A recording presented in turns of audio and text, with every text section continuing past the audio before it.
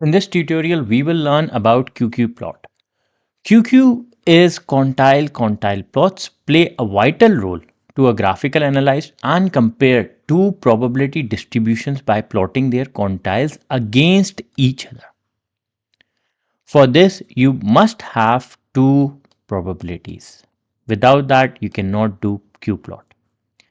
If the two distribution which we are comparing are exactly equal, then the points on the QQ plot will perfectly lie on the straight line y equals to x.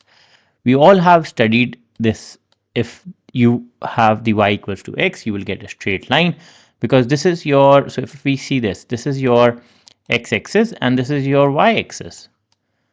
So if x equals to y, then you will get a straight line. And if you getting the your plots on the straight line, this shows that they are exactly equal to the point. Your, if they lie on the same, so you will getting a normal distribution basically.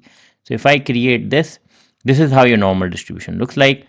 So if the points are lying on this line, that's mean you're getting a normal distribution. And if you're getting these points away, that's mean your skew is either going on the right side or on the left side because they are away from the line. That's how you do the QQ plot. Usually you don't do that plot in the for explaining the visualization for the data set to the people who are not aware of the quantile. So this representation is usually used to understand for your own mean how your probability distributions is look like. We'll come back in the next tutorial and we'll go further.